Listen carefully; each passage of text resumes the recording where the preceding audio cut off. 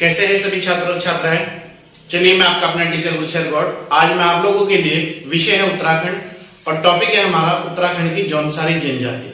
उत्तराखंड की जौनसारी जनजाति से संबंधित जो भी महत्वपूर्ण हमारे एग्जाम की दृष्टि से तथ्य बन सकते हैं या क्वेश्चन आ सकता है या फिर एग्जाम में आए हैं, वो सब आज उत्तराखंड की जौनसारी जनजाति से संबंधित आपके सामने प्रस्तुत किए जाएंगे। और इसके बाहर अगर आप इसे अच्छी तरीके से पढ़ लेते हैं और लिख लेते हैं और सुन लेते हैं तो आप किसी भी एग्जाम को करने में सक्षम होंगे। चलिए देखते हैं। आइए, विषय हमारा सामान्य उत्तराखंड और टॉपिक है उत्तराखंड की जौनसारी जनजाति। क्या टॉपिक है? उत्तराखंड की जौनसारी जनजाति।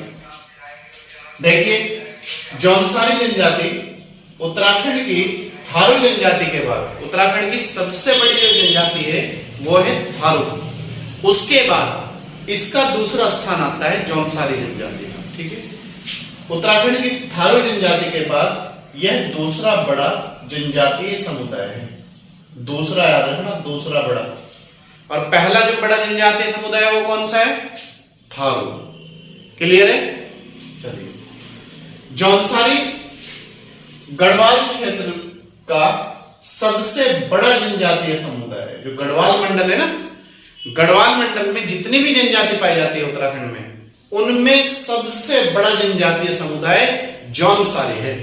ठीक है, नेक्स्ट पॉइंट। जौनसारी जनजाति की सबसे ज्यादा जो आबादी है वो है आपका देहरादून में जो जौनसार पावर क्षेत्र पड़ता है, जौनसार पावर क्षेत्र में पाई जाती है। इसकी सबसे ज्यादा आबादी किसकी? जौनसारी जनजाति की, जो उत्तराखंड में दूसरा सबसे बड़ा जनजातीय समुदाय है। सबसे ज्यादा जो आबादी पाई जाती है वो देहरादून के जौनसार बावर क्षेत्र में पाई जाती है। जौनसारी जनजाति के लोग किस चीज का मिश्रण है? अगर पूछ ले, ये जो मिश्रण है जौनसारी जनजाति, ये किन किन का मिश्रण है? एक तो मंगोल का है और एक डोम का है। मंगोल व डोम, इन दोनों का ये बताया जाता है कि जौनसारी जो जनजाति है मंगोल और डोम दोनों का मिश्रण है। दोनों के अंश पाए जाते हैं इसमें। नेक्स्ट, जौनसारी लोग 3 वर्गों में बटे हुए हैं। 3 वर्ग याद रखना। कितने वर्गों में? 3 पार्ट, 3 वर्ग। परिवार प्रथा इनमें कैसी है? अगर पूछ ले एग्जाम में, इनमें जो परिवार प्रथा है वो है पितृसत्तात्मक। पितृसत्तात्मक, जैसे हमारे और आपके परिवार है, पिता के हाथ में अधिकार होता है पितृसत्तात्मक प्रथा में। और कैसा परिवार पाया जाता है? संयुक्त परिवार।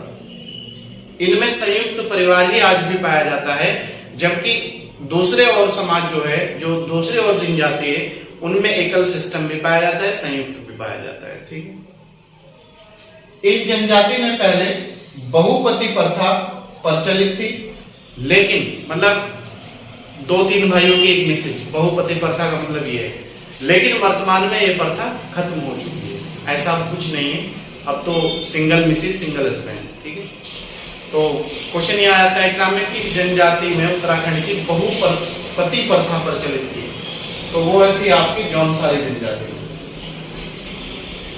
ग्राम पंचायतों के स्थान को, जो इनका ग्राम पंचायत का जो स्थान है उसे खुमरी कहते हैं। अगर पूछ ले खुमरी क्या है, तो जौनसारी जनजाति का जो ग्राम पंचायत का स्थान है, जो स्थान है जहां पर सभा होती है, उसे खुमरी कहा जाता है। ठीक है, खुमरी। और इसके खुमरी के मुखिया को सयाना कहा जाता है। सयाना, जैसे ग्राम पंचायत के मुखिया को क्या कहा जाता है? ग्राम प्रधान। तो इसी तरीके से इनकी जो खुमरी है, जो वो है इकाई, उसे जो उनका मुखिया है उसे सयाना कहा जाता है। नेक्स्ट पॉइंट, जौनसारी जो लोग हैं, अगर पूछ ले किस धर्म से संबंधित है, तो ये जो है आपका हिंदू धर्म को मानते हैं। हिंदू धर्म को मानते हैं। कौन?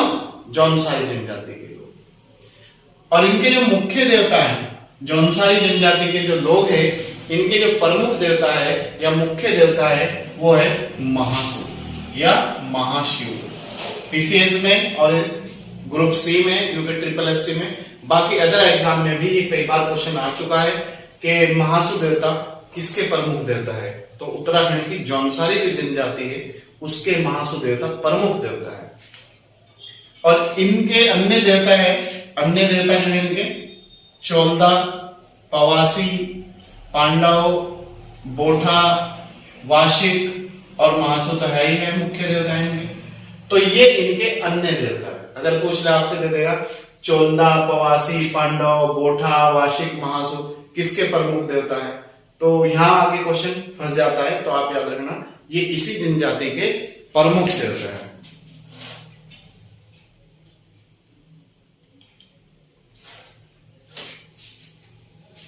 नेक्स्ट पॉइंट है इनके तीर्थ स्थल को कहा जाता है हनोल। इनका जो तीर्थ स्थल है उसे हनोल कहा जाता है। किसके? महासु जो जौनसारी जनजाति है इनका जो प्रमुख तीर्थ स्थल है उसे हनोल कहा गया है। अपने को ये उत्तराधिकारी बताते हैं, ये बताते हैं कि हमारे जो पूर्वज थे वो पांडव थे। ये पांडव के अपने को उत्तराधिकारी बताते हैं। ठीक है। ये दशहरे को जो कहते हैं पांडव कहते हैं, और विजयदशमी को ये जो कहते हैं वो कहते हैं पायता। ठीक है। पांडव क्या था? दशहरा को कहते हैं कौन सी जनजाति? जौनसारी जनजाति। और पायता क्या है? विजयदशमी। कौन पायते को विजयदशमी के रूप में मनाती है? जौनसारी जनजाति। इनके प्रमुख त्योहार है बिस्सु, वैशाखी होती है बिस्सु, पंचाई दशहरा को कहते हैं, और दियाई दीपावली को कहते हैं, माघ, नुणाई और जागरा ये इनके प्रमुख त्योहार है। दे देगा निम्न में कौन सा जौनसारी जनजाति का प्रमुख त्योहार नहीं है? बिस्सु दे देगा, पंचायत दे देगा, माघ, जागड़ा या कोई और रख देगा। ठीक। ये माघ त्योहार मनाते हैं पूरे माघ भर, पूरे उसमें मनाते हैं अप्रैल माह में। जौनसारियों के वैशाखी त्योहार को स्थानीय भाषा में क्या कहा जाता है? तो बिस्सु जो है, जो वैशाखी का त्योहार है, इसे स्थानीय भाषा में वैशाखी त्योहार को बिस्सु कहते हैं। ठीक है। इसके बाद नेक्स्ट पॉइंट है हमारा, देखिए मेले को जो है ना, जो मेले लगते हैं ना मेले, तो उसे जौनसारी भाषा में क्या कहा जाता है? ये कई बार क्वेश्चन आ जाता है। तो मेले को जौनसारी भाषा में मोड़ या मणौ कहा जाता है। क्या है मोड़ या मणौ? मेला। किस भाषा में कहा जाता है? जौनसारी भाषा में। नेक्स्ट है जौनसारी जनजाति के प्रमुख लोक नृत्य दे देगा निम्न में क्या है, या कौन सा लोक नृत्य नहीं है, या किस जनजाति का है। तो यहां से क्वेश्चन इस तरह बनता है बार बार एग्जाम में। तो इनके प्रमुख लोक नृत्य कौन कौन से? हारुल, ये जो लोक नृत्य परात के साथ होता है, मतलब थाली के साथ ऐसे पिटती है जो थाली, तो उसे हारुल कहते हैं। और कौन सी जनजाति का है? जौनसारी। एक है रासो, एक है घुमसू, झेला, छोड़ो, ठुमकिया, पौणाई। पौणाई लोक नृत्य कई बार आ गया एग्जाम में। पौणाई लोक नृत्य किस जनजाति का है? तो ये आपका जौनसारी का। रास, रासो, जंगबाजी मतलब युद्ध करते हैं, बराड़ी, तांदी और मरोज, ये सब जो लोक नृत्य है ये आपके जौनसारी जनजाति के हैं। ठीक है। अगर पूछ ले मरोज क्या है, लोक नृत्य किस जनजाति का है? जौनसारी जनजाति का है। तो क्वेश्चन इस तरह घुमाता है फिर आता है, तो आप सचेत रहे हर तरीके से। नेक्स्ट वीरचंद केसरी। वीरचंद जो केसरी थे वो एक जौनसारी थे। ये भी पूछे या किस जनजाति से? तो जौनसारी जनजाति से जनजाति से थे। ये आजाद हिंद फौज में भी रहे थे। आजाद हिंद फौज में भर्ती होने वाले पहले व्यक्ति थे उत्तराखंड के। 3 मई 1945 को इन्हें अंग्रेजों ने फांसी पर लटका दिया था। तो वीरचंद केसरी का जो संबंध है वो है जौनसार क्षेत्र से या जौनसारी जनजाति से। ये किस सेना में भर्ती रहे थे? ये आजाद हिंद फौज सेना में भर्ती रहे थे।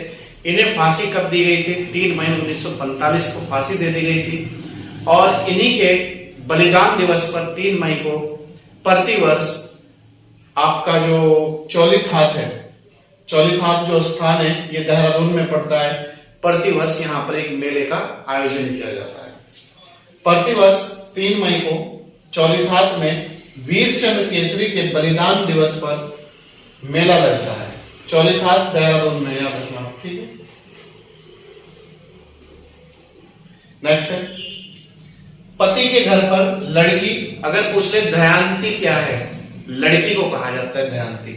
दयांती को घर एवं कृषि कार्यों में प्रशिक्षण दिया जाता है, जबकि विवाह के बाद लड़की, विवाह के बाद रयांती हो जाती है।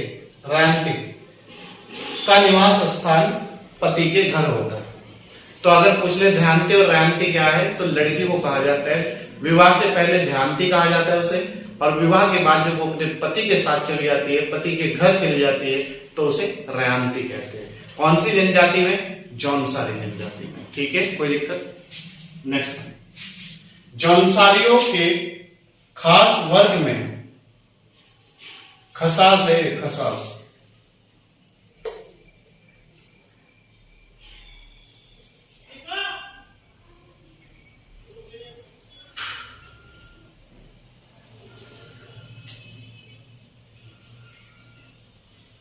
जौनसारियों के खसास वर्ग में दो लोग आते हैं, एक तो ब्राह्मण आते हैं और एक राजपूत आते हैं। याद रखना, जौनसारियों का जो खसास वर्ग है उसमें कौन कौन से दो लोग आते हैं, एक तो ब्राह्मण और एक राजपूत। नेक्स्ट है डोम, कोल्टा, मोची और कोली, ये भी जौनसारी जनजाति के लोग हैं। ये जौनसारियों के हरिजन खसास वर्ग में आते हैं, ये एससी में आते हैं, एससी कैटेगरी में आते हैं, ठीक है। डोम भी एससी है लेकिन जौनसारी है, कोल्टा भी एससी है लेकिन जौनसारी है, मोची भी एससी है लेकिन जौनसारी है, कोली भी एससी है लेकिन जौनसारी जनजाति में आते हैं, ठीक है। खसास वर्ग, खसास मतलब खास वर्ग, special category. Father of Jaunsar, most important point है, सम्मान किसे दिया गया था? फादर ऑफ जौनसार का जो सम्मान है वो उत्तराखंड में भाव सिंह चौहान को दिया गया था। भाव सिंह चौहान, या फिर भाव सिंह चौहान का जो संबंध है वो किस जनजाति से है? वो है जौनसारी जनजाति से। तो कौन सा सम्मान दिया गया था इन्हें? Father of Jaunsar. नेक्स्ट है, जौनसारियों के प्रथम समाज सेवी केदार सिंह थे। जौनसारियों के जो प्रथम समाज सेवी है वो केदार सिंह को माना जाता है, केदार सिंह थे। और जौनसारियों के प्रथम कवि, ये तो थे समाज सेवी प्रथम, और प्रथम कवि कौन थे? पंडित शिवराम। जौनसारियों के प्रथम समाज सेवी पूछे तो आपका आंसर हो जाएगा केदार सिंह, और जौनसारियों के प्रथम कवि पूछे तो आप आंसर करेंगे पंडित शिवराम। नेक्स्ट है, शिवराम की प्रसिद्ध रचना रतन सिंह जौनसारी है। रतन सिंह जौनसारी किसकी रचना है? सीधा सीधा क्वेश्चन पूछा जा सकता है।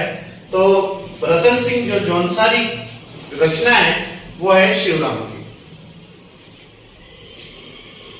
इनकी रचना है, ठीक है। नेक्स्ट, जौनसारी संगीत का जनक, जौनसारी संगीत का जो जनक है वो है नंदलाल भारती।